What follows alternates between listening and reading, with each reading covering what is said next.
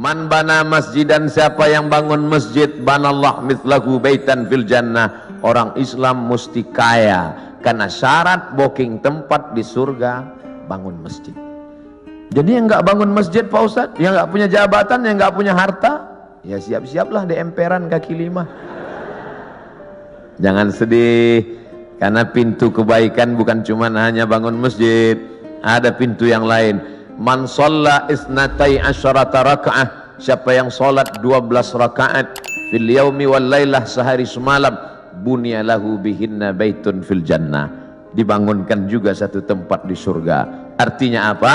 Yang bisa bangun masjid dengan materi, uang, kaya, kekuasaan, silakan.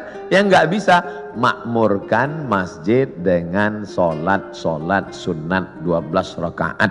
2 rakaat sebelum subuh, 2 rakaat setelah zuhur, 4 rakaat sebelum zuhur, 2 rakaat setelah maghrib, 2 rakaat setelah isya. 12 rakaat. 2 rakaat sebelum subuh, 4 rakaat sebelum zuhur, 2 rakaat setelah zuhur, 2 rakaat setelah maghrib, 2 rakaat setelah isya. Salat sunat, simple, booking tempat. Bangun masjid sudah, salat sunatnya juga lancar, mantap. Sudahlah nggak bangun masjid, salat sunat pun nggak. Mau tinggal di mana? Masya Allah, tabarakallah. Hari ini kita sedang ditunjukkan bahwa segenggam kekuasaan bisa dipakai untuk menolong agama Allah Subhanahu wa ta'ala. Ustaz Samad, ajarkan kami, ceritakan kami tentang Nabi Muhammad supaya kami merasakan bagaimana dekatnya dengan Nabi. Bapak-bapak TNI, tidak perlu saya ceritakan bagaimana kehidupan Nabi, karena yang paling bisa merasakan rasanya, gimana kira-kira perasaan Nabi saat itu adalah bapak-bapak tentara. Kenapa begitu? Karena Nabi itu kehidupannya sebagai panglima perang, panglima tentara. Nabi jadi Nabi mendapat wahyu umur 40. Berdakwah di kota Makkah 13 tahun. 40 tambah 13, 53. Memimpin perang terbesar bernama Perang Uhud di tahun kedua.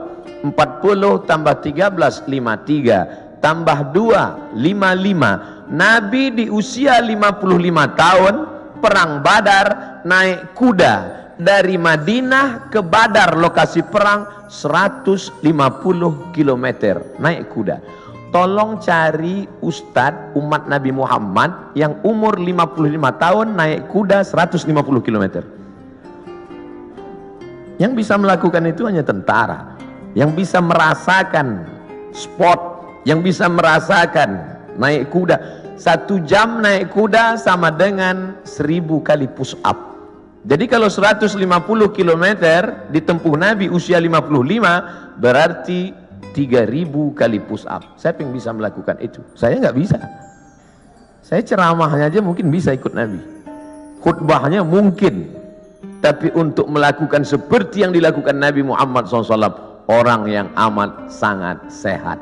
Nabi umur 55 tahun memimpin perang 150 km, naik kuda 3000 kali push up menurut ilmu kesehatan. Hari ini apa yang dilakukan umat Muhammad umur 55 tahun? Membawa map ngurus pensiun. Jadi yang paling bisa merasakan itu adalah rasa sehatnya, rasa fit fisiknya, rasa kekuatannya. Iyalah, dia kan Nabi, kami kan manusia biasa. Ayatnya sudah dibacakan tadi. Wa ma Muhammadun illa rasul. Muhammad bukan Tuhan, Muhammad bukan malaikat, dia hanya seorang rasul. Qad khalat min qablihir rusul. Rasul-rasul sebelum dia meninggal. Adam, Idris, Nuh, Hud, Saleh, Ilyasa, Zakaria, Musa, Ibrahim meninggal dunia. Satu diangkat, Isa alaihissalam akan diturunkan di akhir zaman untuk menegakkan agama Allah Subhanahu wa ta'ala. Tapi yang jelas bahwa sebagian nabi itu meninggal, mati, dicabut Allah nyawanya. Dia manusia biasa. Allah tidak kirim malaikat. Seandainya Allah kirim malaikat ke atas dunia ini, orang akan berkata, yalah dia bisa buat gitu, dia kan malaikat. Tapi kita semua bisa berkata, dia manusia, saya manusia. Dia sehat, saya sehat. Mohon maaf Ustadz Somad, tadi saya terlambat menyambut selamat datang karena olahraga dulu. Begitu kata Bapak Direktur tadi. Dan di sini ada olahraga memanah, ada pula olahraga berkuda. Memanah, berkuda, persis seperti yang dipesankan. Alimu auladakum, ajarkan anak-anak kamu as-sibahah, berenang, ar-rimayah, memanah, warukubal khail, berkuda. Cuman yang saya heran, kenapa yang disebutkan cuman memanah dan berkuda? Berenangnya mana? Ternyata tentara tidak perlu disebut berenang, karena kalau tidak lulus berenang tak mungkin lulus jadi tentara. Memanah tepat sasaran. Untuk apa lagi memanah? Kan sekarang sudah ada senjata. Bagaimana nanti seandainya ada suatu zaman lalu lewat meteor besar di atas muka bumi, lalu semua besi-besi tertarik, habis dia sedot seperti besi berani yang lewat di atas bumi, maka semua besi tertarik. Apalagi yang bisa kita pakai kecuali memanah? Sehebat-hebatnya penembak sniper, tak ada lagi peluru, tidak ada lagi senjata, yang ada hanya panah. Maka memanah hari ini adalah senjata masa depan. Rukubul khail, berenang, menunggang kuda. Ustadz Somad cuma ceramah aja. Emang Ustadz pernah naik kuda? Itu yang video dan gambarnya viral, saya naik kuda. Tapi yang megang 4 orang. Ustadz naik ke atas, naik, foto, turun lagi. Memanah juga. Hebat juga Ustadz Somad, kemarin kami lihat video Ustadz memanah, tepat sasaran. Berapa anak panah tepat terus. Yang diupload yang tepat, yang melesat nggak diupload. Membangkitkan motivasi anak-anak muda kita, pemuda-pemuda kita yang masa darah bergejolak, hawa nafsu luar biasa. Kemana disalurkan ini? Kepada 3, berenang, memanah. Ustadz, kalau kami banyak berenang ini, apakah hawa nafsu kami ini akan turun? Saya bilang, kalau kamu berenang sampai ke tengah sungai, ke tengah laut, bukan cuma nafsunya hilang, kamu hilang sekalian. Artinya apa?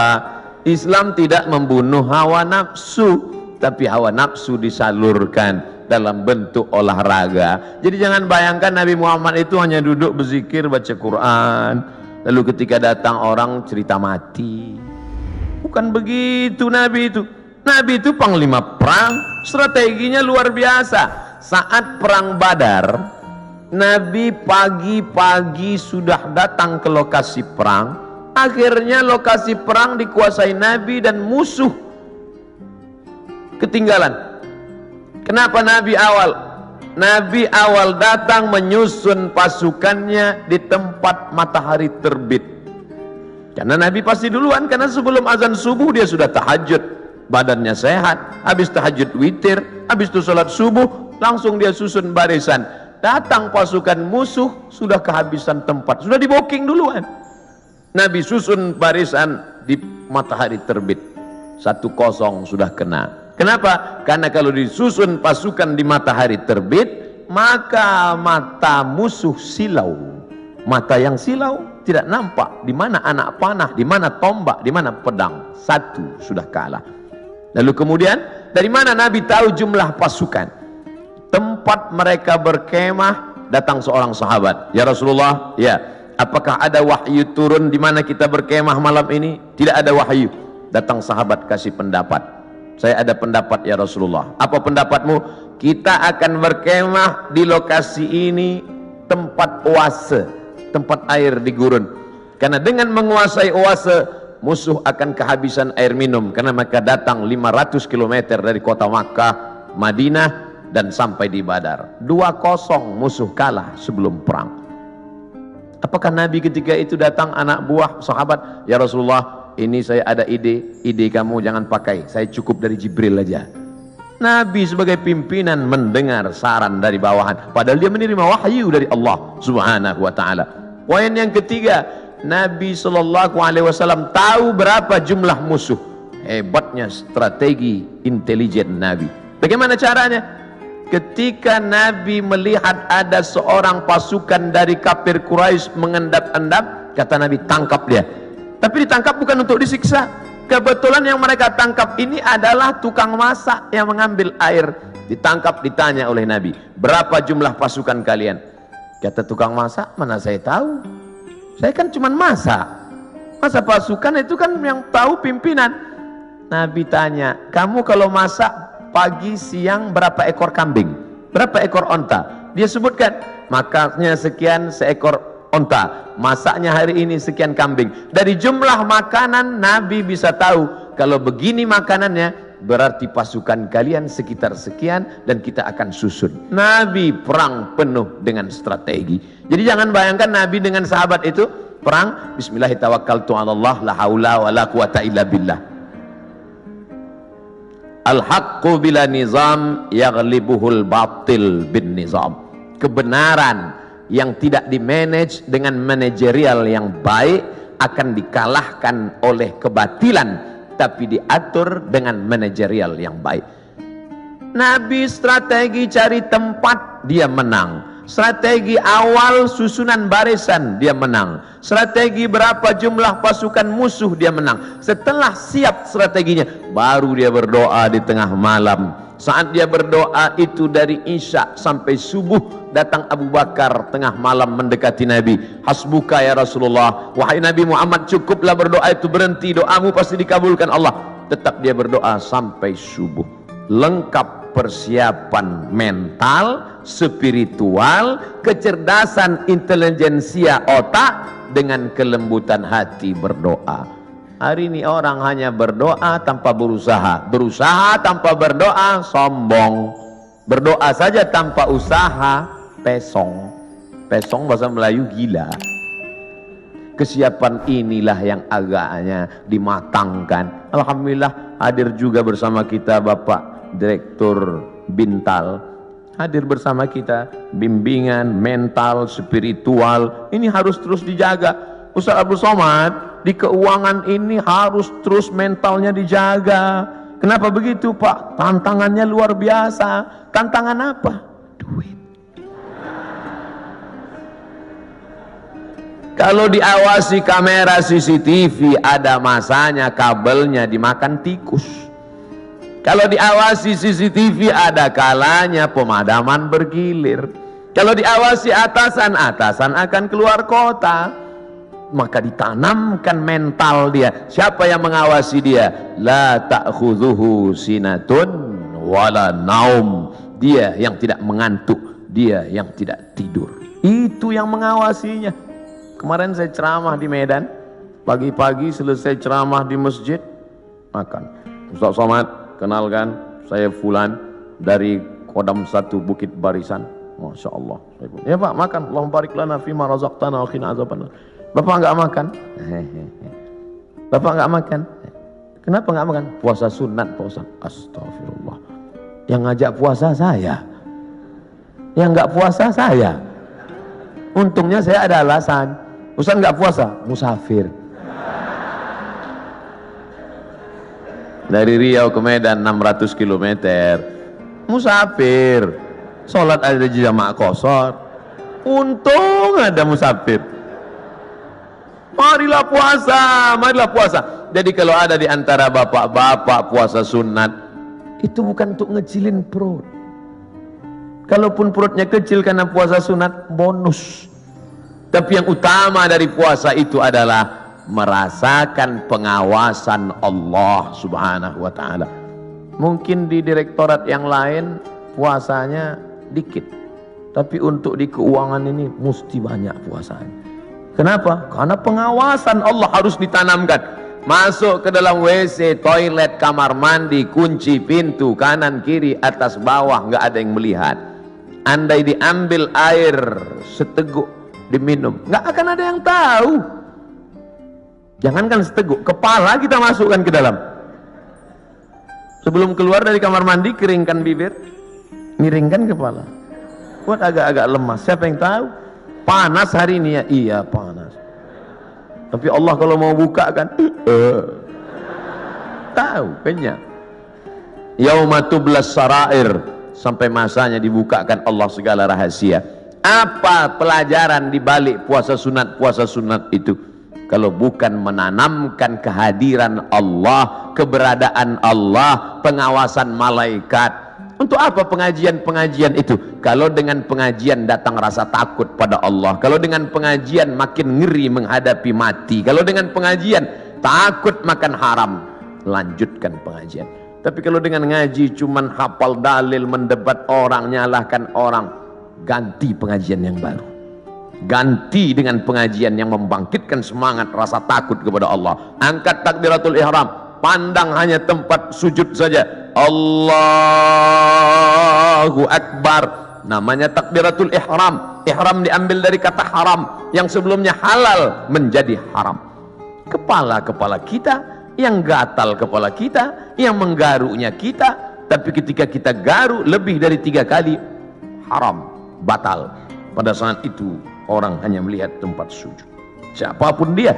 Di saat itu salat kita sedang disadarkan bahwa kita sedang berada di depan Dia pencipta langit dan bumi. Kita serahkan semuanya kepada Dia. Inna salati wa nusuki wa mahyaya wa mamati lillah.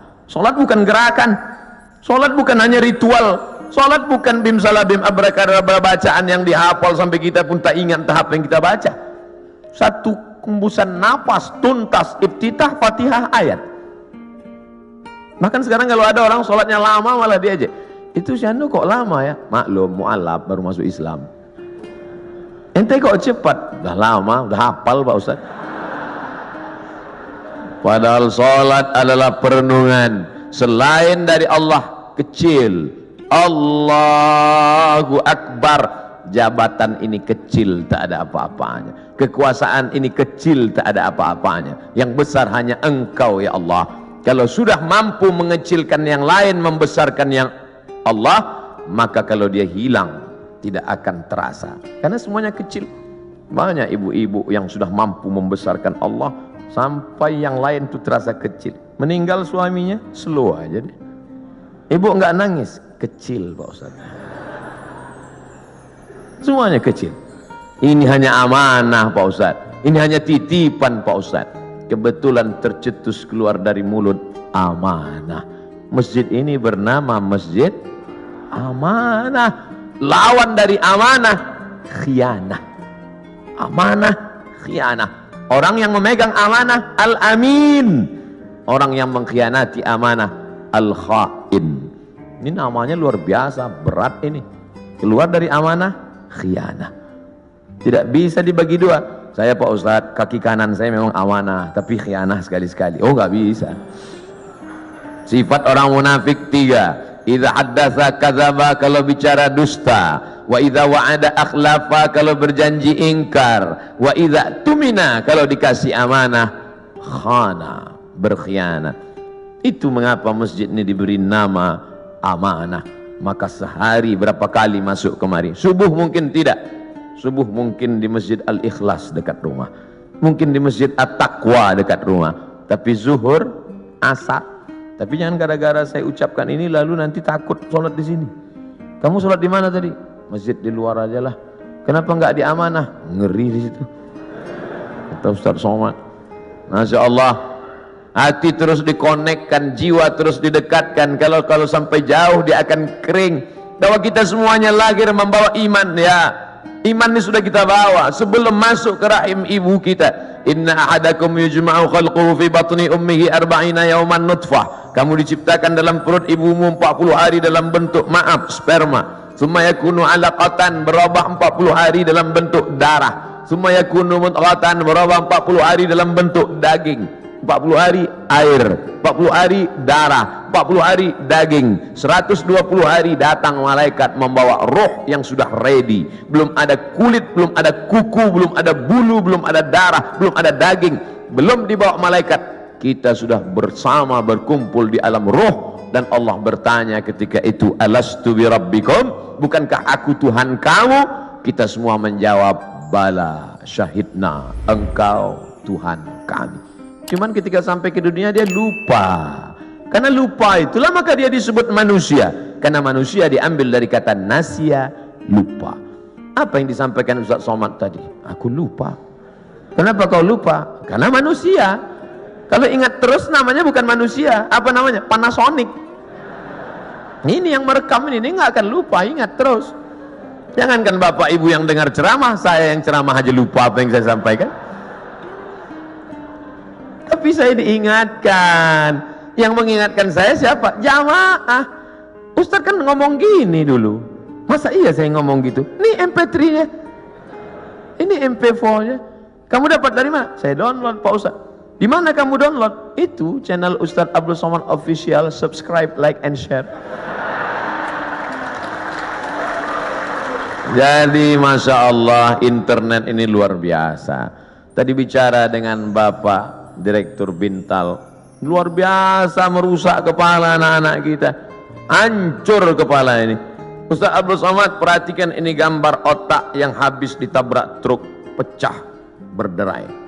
Yang ngundang saya ini psikolog, ibu-ibu. Ustaz, sebelum Ustaz ceramah coba lihat gambar ini, hancur berderai kepalanya. Yang ini Pak Ustadz kepalanya utuh sehat, tapi isinya hancur sama seperti ini. Kok bisa begitu? Karena website, karena internet. Tapi saya tidak bisa salahkan juga semua internet, karena orang kenal saya dari internet. Mencaci maki saya juga di internet. Oleh sebab itu maka pisau internet bermata dua, satu ke atas, satu ke bawah. Dipotongkan ke ayam, bagus. Dipotongkan ke bebek, oke. Dipotongkan ke sapi, bisa jadi hewan kurban. Tapi kalau ke atas memotong leher dan urat nadi, dia bisa mati. Siapa yang bisa mengontrol sekarang? Kalau bukan iman dan takwa kepada Allah Subhanahu wa ta'ala. Maka saya bangga, Ustaz Abdul Somad, ini imam kita, ini khotib kita, pakai baju tentara. Kami yang sipil yang tidak punya seragam ini terus terang amat sangat bangga melihat bapak ibu menjadi khotib, melihat bapak ibu jadi imam, melihat bapak ibu menjadi orang yang sholat berjamaah. Dulu susah kalau mau menasihati orang, mari sholat, mari puasa, mari berjamaah. Sekarang saya tinggal simpel aja ngasih tahu, anak-anak SMA, anak-anak pesantren, lihat itu, bapak tentara sholat di masjid, bapak polisi pengajian. Ibu-ibu pun mudah sekarang nasihati anak-anaknya. Lihat tuh, pak polisi sholat di masjid, pak tentara sholat di masjid, angkatan udara sholat di masjid. Pistol mereka besi, bapakmu nggak punya pistol, nggak sholat. Mudah memberikan motivasi, mudah memberikan semangat.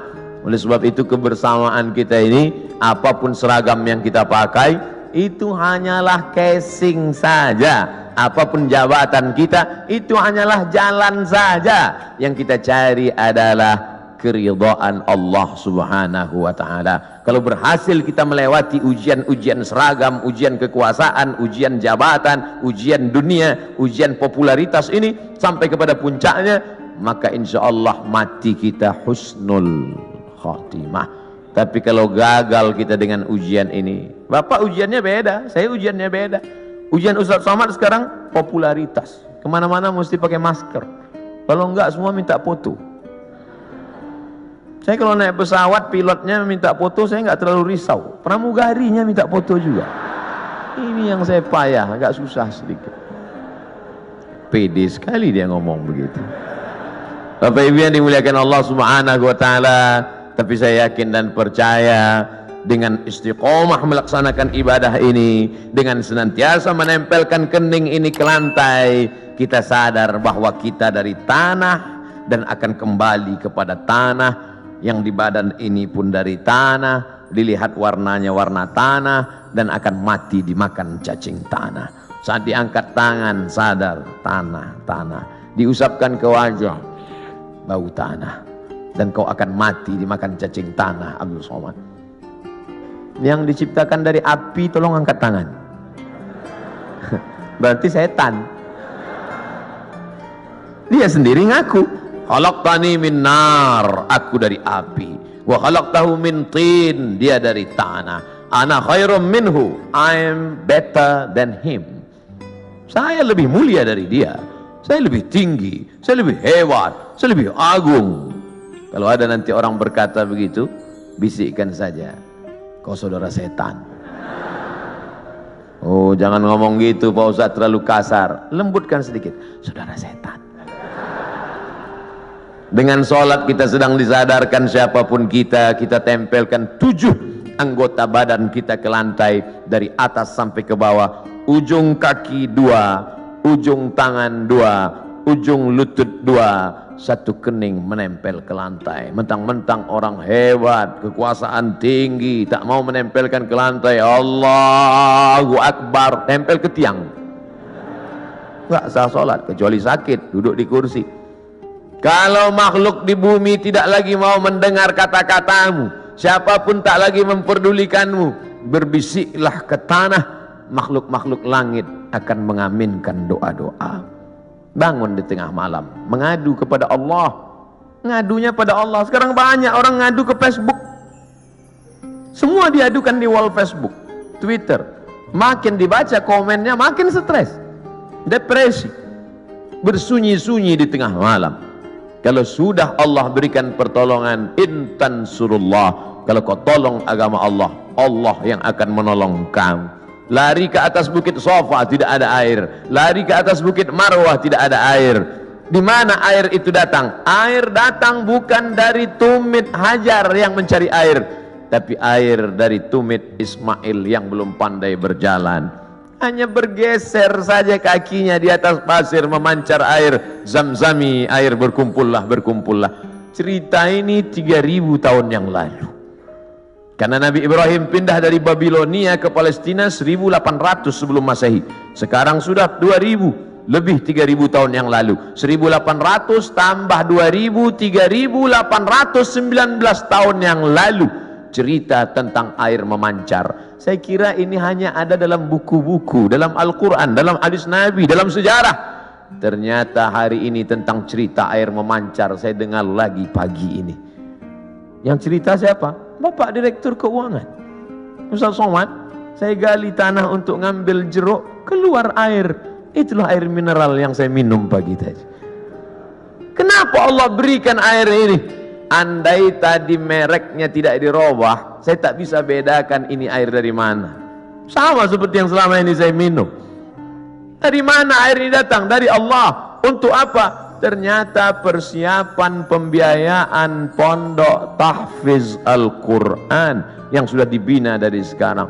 Datang rasa malu saya dalam hati. Saya selama ini cuma ceramah saja.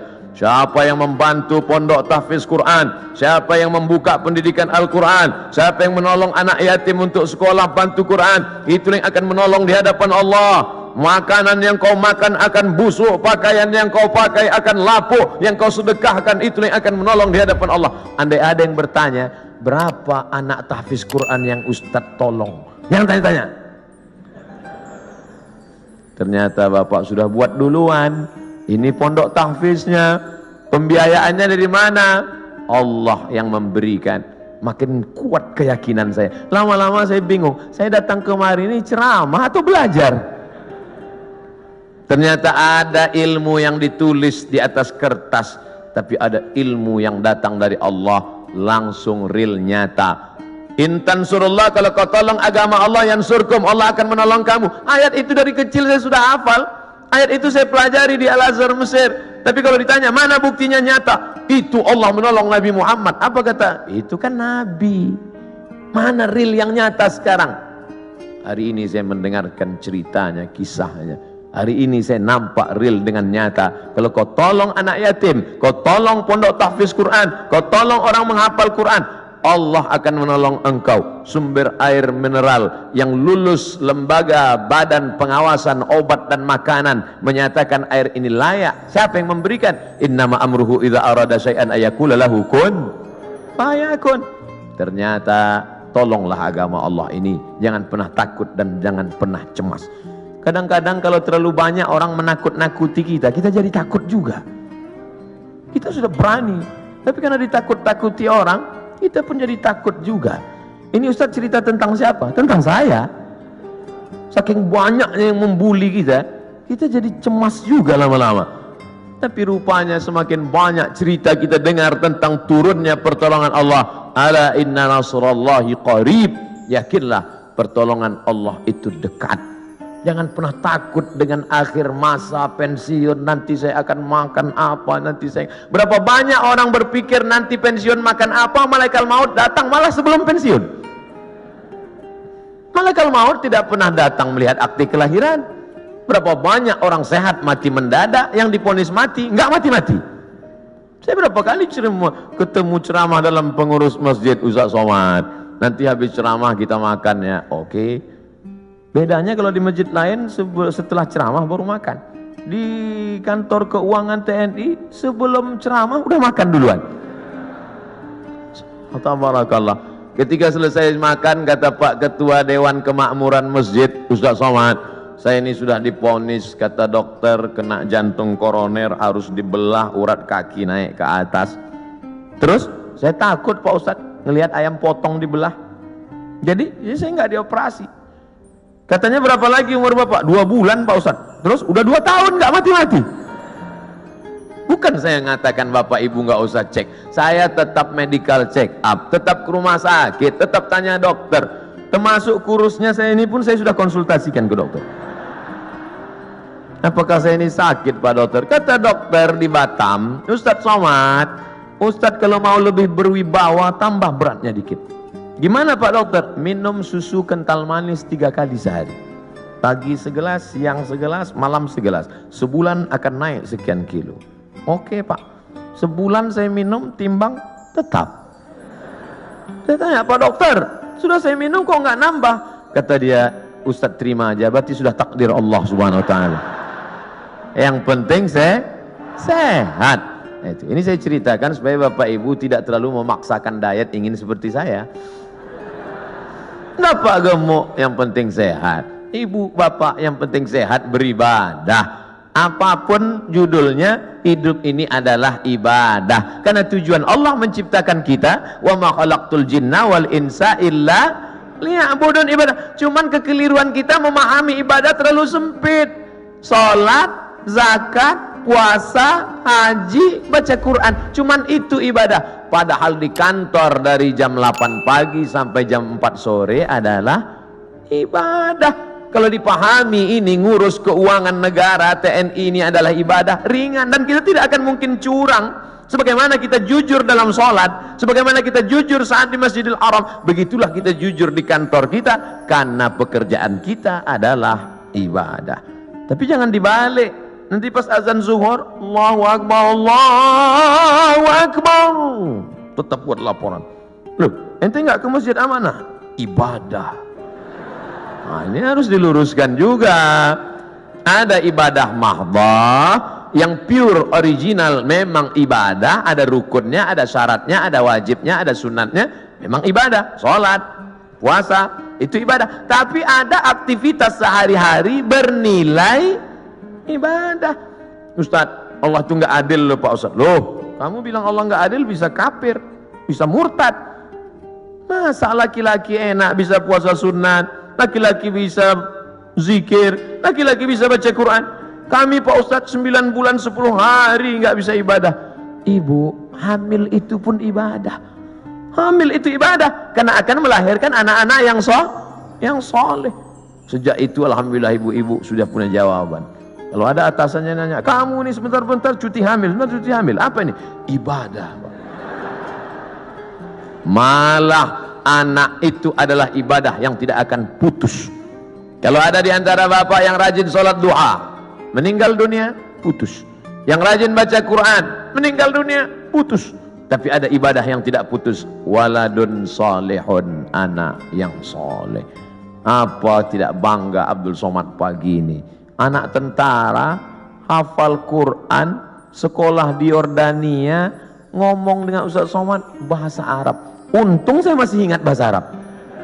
Saya sudah pulang dari Arab 2006, 4 tahun di Mesir, 2 tahun di Maroko, S3 di Sudan.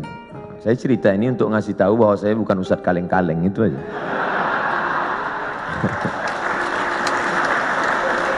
Kadang kalau ada orang cerita itu kita terlalu fokus pada kata-katanya. Sebetulnya di balik cerita itu yang penting, bukan kata-katanya itu.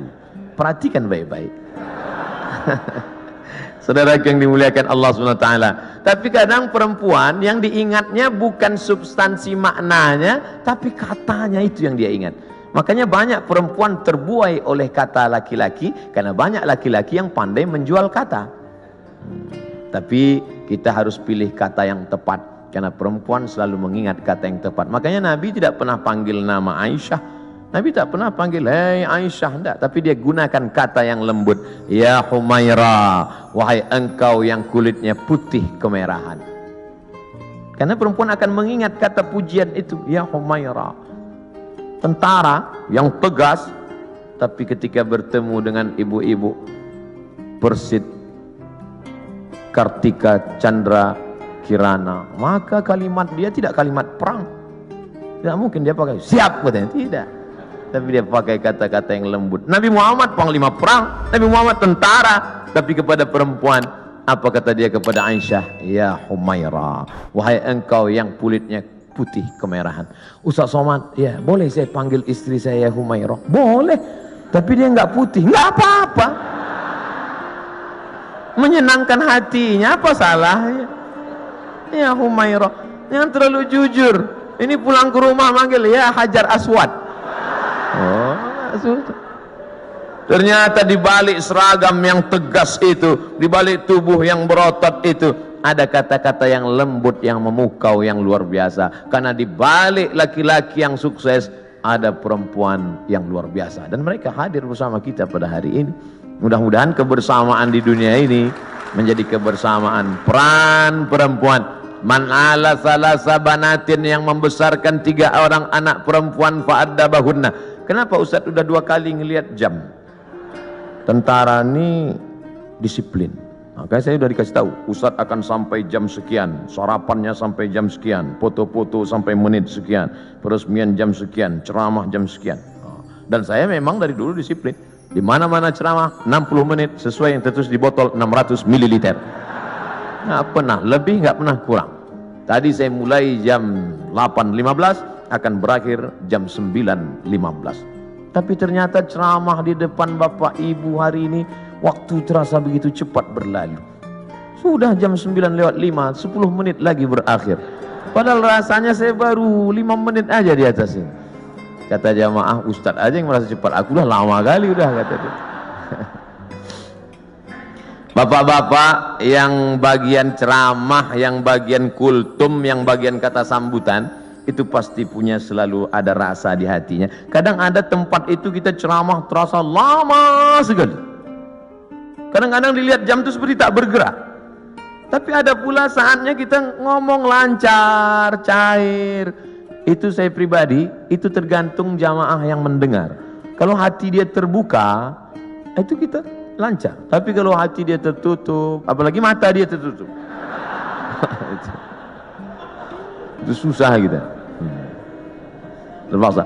Saya terus terang Bapak Ibu, ceramah ini dari pulang Maroko 11 tahun sudah. Masuk kantor, keluar kantor, kantor dinas, kantor badan, kantor polisi, kantor tentara. Dari mulai Polres, Polsek, Polda, jumpa Pak Kapolri, jumpa dari mulai Dandim, Danrem, sampai jumpa semua. Macam-macam udah saya rasakan.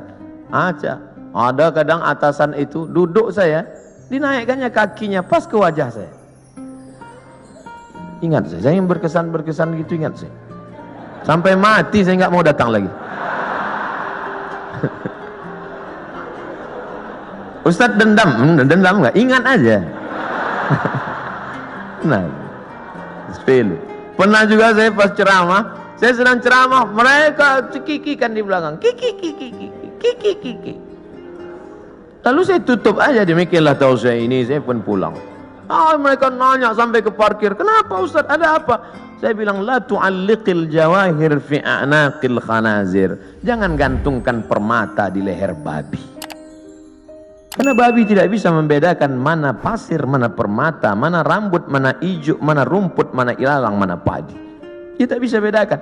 Tapi hari ini di depan bapak-bapak yang berseragam, jenderal-jenderal, bintang 1. Luar biasa, itu aja yang saya tahu bintang, yang lain saya tak. Saya merasa dihormati, dimuliakan, ceramah saya didengar. Pernah juga saya ceramah di salah satu kantor, penuh, ramai, hebat. Begitu selesai ceramah, semuanya merebut absen. Rupanya di absen atasan. Ketakutan. Tapi hari ini saya merasakan ada ketulusan. Mudah-mudahan amal kita ini karena Allah Subhanahu wa ta'ala. Dari bunyi aminnya bisa saya tangkap, memang betul karena Allah. Jadi bahwa masjid ini sudah diresmikan, sudah dibuka, sudah dilaksanakan sholat berjamaah, nikmat terbesar. Selesaikah? Belum. Ada yang paling penting, istiqomah. Tapi ketika saya ceramah tentang istiqomah, marilah kita istiqomah. Selesai ceramah, datang panitia, Ustaz terlalu banyak nyebut istiqomah. Istiqomah sudah punya suami Pak Ustaz. Istiqomah yang kita maksudkan adalah angin datang, ombak memecah, angin puting beliung, tapi kita tetap melaksanakan sholat berjamaah. Karena ini yang bisa menolong kita. Yang lain tak bisa menolong saat malaikat maut mencabut nyawa. Yang bisa meringankan itu hanyalah la ilaha illallah Muhammadur Rasulullah. Yang belum membuat apa yang sudah dibuat, ini menjadi inspirasi. Mesti ada dalam hati berniat, kalau aku punya jabatan itu nanti, kalau aku punya harta itu nanti, kalau aku punya tanda tangan itu nanti, aku akan buat seperti ini. Jangan diucapkan, takut tergigit lidah, camkan dalam hati. Kalau nanti aku bisa begini, aku akan sekolahkan anak yatim. Aku terinspirasi dengan ceramah Ustaz tadi, ternyata Allah tolong rezeki berlimpah kalau sekolahkan anak yatim. Pulang dari sini jam 4, jam 5 nanti sore, mampir ke panti asuhan, tanya, saya belum bisa buat panti di rumah, tolong ke sini. Berapa anak yatim di sini Bapak panti? Saya mau ngasih beras kemari. Untuk semuanya Pak? Enggak, 3 kilo aja, ada 3. Kebetulan kita baru mampunya segitu, jangan paksakan lebih dari kemampuan. La yukallifullahu nafsan illa wus'ah. Beramal ini kalau mau ditunggu nantilah sholat sunat. Setelah ini agak ringan, tidak akan pernah. Bersedekah pun begitu. Saya nantilah sedekah Pak Ustadz setelah kepribadian saya mapan, punya rumah pribadi, mobil pribadi, kebun pribadi. Nantilah Pak Ustadz setelah anak kuliah, ternyata biaya kuliah makin tinggi. Nantilah setelah anak kerja, ternyata setelah kerja persiapan untuk nikah. Nantilah setelah anak punya anak, ternyata cucunya lebih banyak lagi biaya. Sampai mati kita tidak pernah beramal. Mumpung masih sehat, sempat-sempatkan. Mumpung masih ada, sempat-sempatkan. Mungkin yang kecil itulah nanti akan menolong kita di hadapan Allah Subhanahu wa ta'ala. Abdul Somad diminta bercerita tentang Nabi Muhammad dalam waktu 60 menit. 63 tahun mau diceritakan 60 menit. Bahasa Arabnya mustahil. Impossible, tidak mungkin itu. Oleh sebab itu kita gunakan telinga, datang pengajian, ceramah, tausiah, maulid. Wal basar, mata, baca buku. Saya anjurkan di bulan maulid ini beli buku sejarah Nabi, macam-macam. Saya pernah diberi oleh Bapak Dirintel, judulnya Intelijen Nabi. Bagus. Jadi yang dibaca itu khusus aspek intelijen Nabi.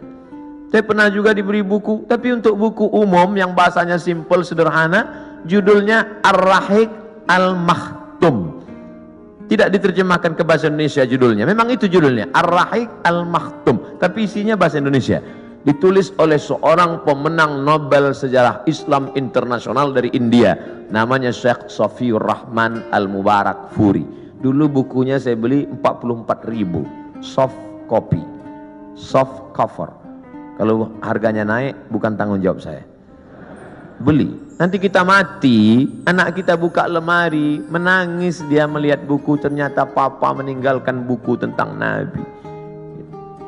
Pertama dia nangis karena ada warisan tentang Nabi.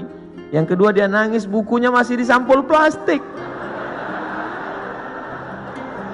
Tapi nggak apa-apa. Tanamkan cinta Nabi pada anak-anak kita, supaya sebesar apapun jasa kita, anak kita lebih hormat Nabi daripada kita. Kenalkan anak kita dengan Nabi. Tadi sebelum kemari saya ketemu dengan sahabat-sahabat dari artis. Kalian tidak bisa ceramah, buat film animasi, buat film cerita tentang Nabi.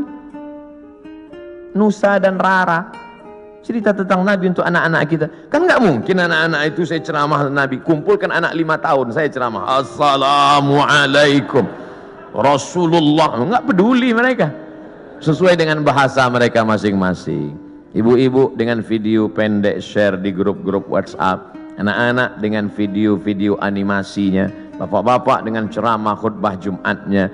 Tapi yang paling penting adalah perbuatan kita, tindak tanduk kita mencerminkan Muhammad sallallahu alaihi wasallam.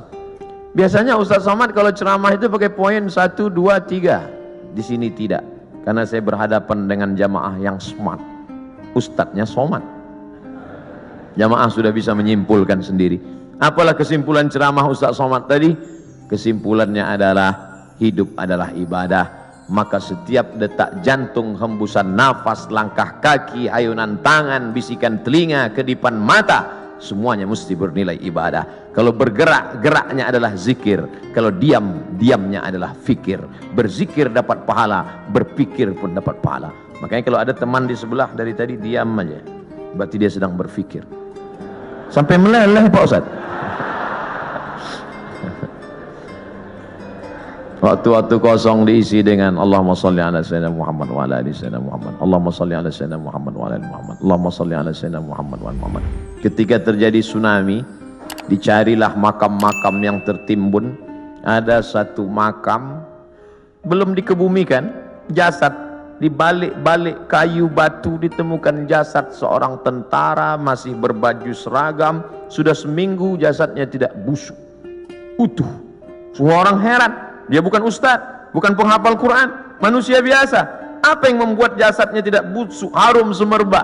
True story, kisah nyata. Dicari teman-temannya, apa yang membuat?